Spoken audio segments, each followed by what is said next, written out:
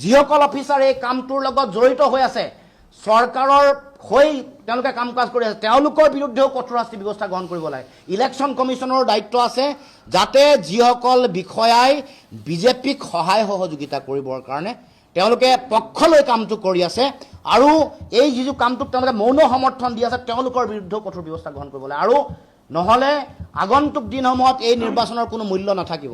এই নিৰ্বাচন কেৱল মাত্ৰ বিজেপিয়ে তেওঁলোকৰ বচা এই নিৰ্বাচনত জনগণ ইয়াৰ লগত অংশীদাৰিত্ব নহয়, তেওঁলোকৰ নিজৰ মানুহ যিসকল আছে, নিজৰ মানুহক লৈ এবাৰ নিৰ্বাচন ইলেকশ্যন কমিশ্যনৰ যোগেদি বিজেপিয়ে তেওঁলোকৰ লগতহে ইলেকশ্যন খেলিব খুজিছে।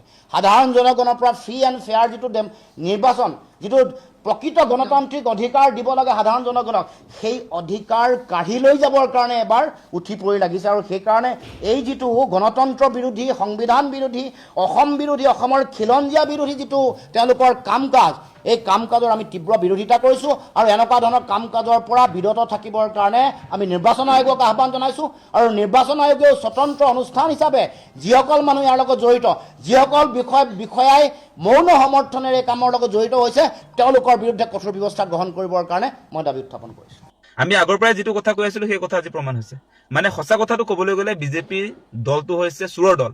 তেওঁলোকে চুৰ নকৰাকে আচলতে ২৬ৰ নিৰ্বাচনত জয়ী হ'ব নোৱাৰে।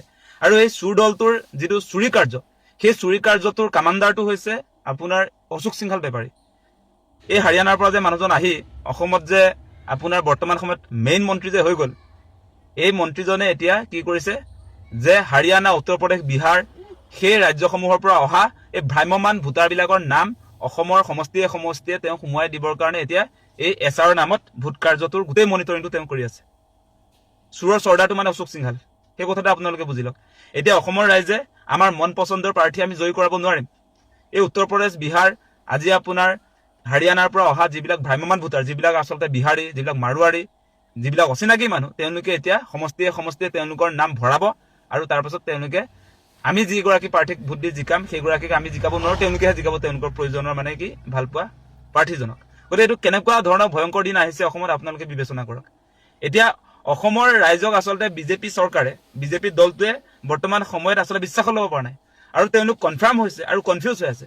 বিজেপি দলটো বৰ্তমান সময়ত কনফিউজ হৈ আছে। তেওঁলোকে ২৬ৰ নিৰ্বাচনত যে নিজিকে সেই কথাটো তেওঁলোকে আচলতে গমেই পাইছে। সেইকাৰণে তেওঁলোকৰ উদ্দেশ্যটো এতিয়া হৈছে চুৰি কৰি তেওঁলোকে ইলেকশ্যনত জিকিব লাগিব। সেইকাৰণে এতিয়া আপোনালোকে দেখিলে নহয়, কালি বকু ছয়গাঁৱৰ ঘটনাটো পোহৰলৈ আহিছে। বকু ছয়গাঁৱত আপোনাৰ সমজিলা আয়ুক্তৰ কাৰ্যালয়ত তেওঁলোকে নিৰ্বাচন আয়োগৰ কম্পিউটাৰ অন কৰি তাত আপোনাৰ বিজেপি বিৰোধী ভোটাৰৰ নাম কৰ্তন কৰিলে। তাৰ পাছত আপোনাৰ সেই অচিনাকি মানুহৰ বিহাৰ, উত্তৰ প্ৰদেশৰ পৰা অহা মানুহ বা যিবিলাক আচলতে আপোনাৰ এই বহিৰাগত যিবিলাক মানুহ, তেওঁলোকৰ নাম সংযোজন কৰি দিছে। এইটো সমষ্টিয়ে চলি আছে গোটেই অসমত। গতিকে কেনেকুৱা ঘটনা বৰ্তমান সময়ত বিজেপি আমদানি কৰিছে আপোনালোকে নিজে এবাৰ ভাবি চাওক। মানে বিহাৰ, উত্তৰ প্ৰদেশৰ সেই দিনবিলাক অসমলৈ আনিব খুজিছে।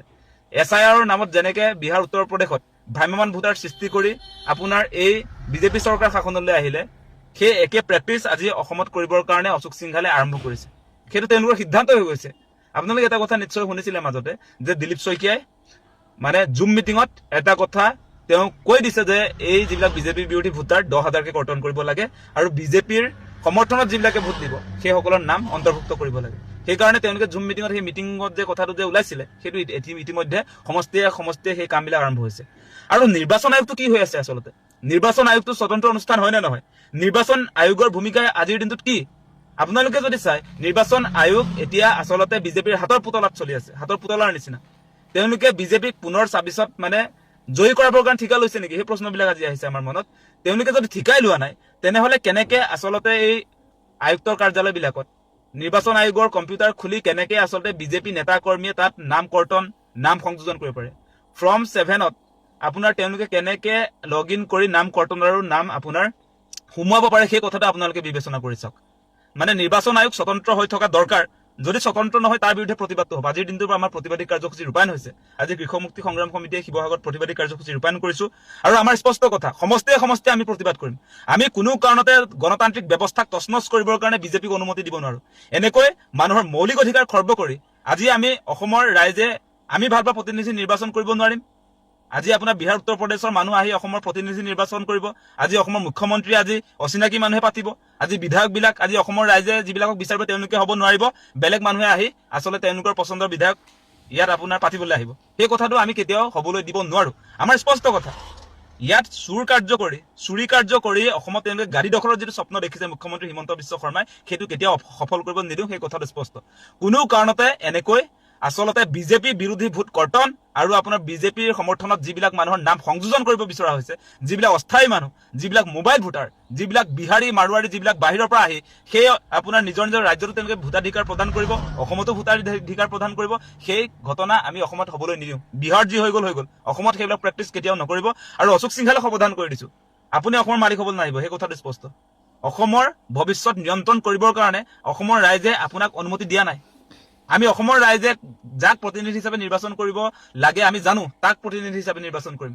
আপুনি ইয়াত আপোনাৰ নিজৰ মানুহ আনি ইয়াত অসমীয়া মানুহৰ অধিকাৰ খৰ্ব কৰিবৰ কাৰণে যি ধৰণে চেষ্টা চলাইছে, সেইটো কেতিয়াও সফল হ'বলৈ দিয়া নহয়, সেই কথাটো আমি স্পষ্ট কৰিছো।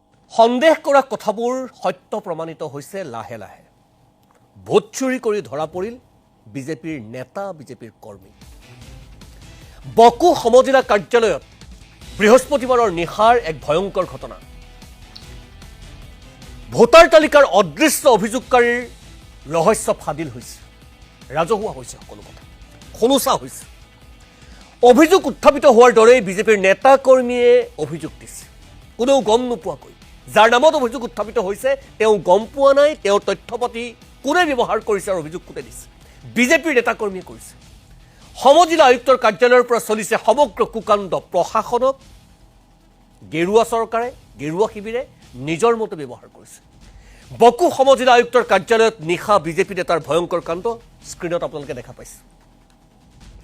চৰকাৰী কাৰ্যালয়ত কম্পিউটাৰত বহি নিৰ্বাচন আয়োগৰ পৰ্টেল খুলি এইসকল বিজেপি নেতাকৰ্মী ব্যস্ত আছে দেশৰ গণতান্ত্ৰিক ব্যৱস্থাক কুঠাৰাঘাত কৰাত। এয়া বিজেপিৰ একাংশ নেতাকৰ্মী। ভোটাৰ তালিকাৰ বিশেষ পুনৰীক্ষণৰ সময়ছোৱাত ফৰ্ম 7ৰ জৰিয়তে নাগৰিকৰ নাম কৰ্তন আৰু অন্তৰ্ভুক্তিৰ বাবে অভিযোগ দাখিল কৰি আছিল এইকেইগৰাকী বিজেপি নেতাই। এফালে মৰিগাঁও, তেজপুৰ, ওদালগুৰি আদি স্থানত হাজাৰ হাজাৰ লোকে শুনানিৰ নামত হাৰাশাস্তিৰ সন্মুখীন হৈছে। আৰু আনফালে বিজেপি নেতাই নিশা লুকাই চুৰকৈ সংঘটিত কৰিছে এই ভয়ংকৰ কাণ্ড। এই ঘটনাই গণতন্ত্ৰক হত্যা কৰিছে বুলি আখ্যা দি বকোৰ ৰাজীৱ ভৱনত সংবাদমেল কংগ্ৰেছৰ। এই কুকাণ্ডত জড়িত আছে দক্ষিণ কামৰূপ জিলা বিজেপিৰ সম্পাদক মৃন্ময় বড়ো, জিলা পৰিষদৰ সদস্য প্ৰহ্লাদ বিশ্বাস, দক্ষিণ কামৰূপৰ বিজেপিৰ ST মৰ্চাৰ সম্পাদক বুদ্ধেশ্বৰ ৰাভা আৰু কেইবাজনো বিজেপিৰ কৰ্মী। অভিযোগৰ আঙুলি উত্থাপন হৈছে বকো 6 গাঁৱৰ সমজিলা আয়ুক্ত প্ৰিয়াংশু ভৰদ্বাজলৈ। মাননীয় সমজিলা আয়ুক্ত মহোদয়, আপোনাৰ কাৰ্যালয়ত বিজেপি নেতাকৰ্মীৰ কিয় এই অনৈতিক কাৰ্য? এয়া আপোনাৰ চৰকাৰী কাৰ্যালয় নে বিজেপিৰ দলীয় কাৰ্যালয়? বিজেপিৰ ৰাজ্যিক সভাপতি দিলীপ শইকীয়াৰো দৃষ্টি আকৰ্ষণ কৰা হৈছে এই ভয়ংকৰ কাণ্ডত। অভিযোগ উত্থাপন হোৱাৰ দৰেই দলীয় নিৰ্দেশ মতেই এনে নিকৃষ্ট পন্থা লৈছে নেকি বিজেপিৰ একাংশ নেতাকৰ্মীয়ে? ভোট চোৰ নেকি বিজেপিৰ নেতাকৰ্মী? এই প্ৰশ্ন এতিয়া সকলোৱে উত্থাপন কৰিছে। আৰু এই ক্ষেত্ৰত নিৰ্বাচন আয়োগে কি ব্যৱস্থা গ্ৰহণ কৰে সেয়াও লক্ষণীয় হৈ পৰিছে।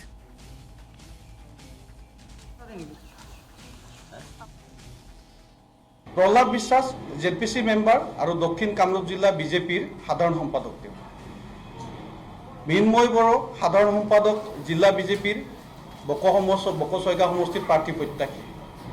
বুদ্ধেশ্বৰ ৰাভা সম্পাদক ST মৰ্চা দক্ষিণ কামৰূপ। মৃদুল তালুকদাৰ নন্দিনী গেছ এজেঞ্চিৰ কৰ্মচাৰী, দীপক ৰাভা নন্দিনী গেছ এজেঞ্চিৰ কৰ্মচাৰী আৰু তাৰে স্বত্বাধিকাৰী হ'ল ৰাজু মেছ, যাৰ নন্দিনী গেছ এজেঞ্চিৰ স্বত্বাধিকাৰী আৰু বকো 6 গাঁও সমষ্টিৰ প্ৰাৰ্থী প্ৰত্যাশী তথা ভাইচ প্ৰেছিডেণ্ট ৰাজ্যিক ST মৰ্চাৰ। দুৰ্ভাগ্যজনক যে তেওঁলোকে যদিহে এখন চৰকাৰে বিজেপিৰ দিনত যদি কোনোবাক অৰুণোদয় দিছে, কাৰোবাক যদি লাখপতি বাইদেউ বনাইছে, তেওঁলোকৰ নিজৰ ওপৰত বিশ্বাস নাই, গণতন্ত্ৰৰ কথা কৈ আজি গণতন্ত্ৰক ভয় খাইছে। এইটো খুব দুৰ্ভাগ্যজনক কথা যে অনাগত দিনত এইকেইজন ব্যক্তিয়ে যিটো কাম কৰিলে, আজি আমি এই ব্যক্তিকেইজনৰ ওপৰত আমি অলপ পিছৰ সময়তে আমি তেওঁলোকৰ ওপৰত আমি থানাত এজাহাৰ দিম। প্ৰহ্লাদ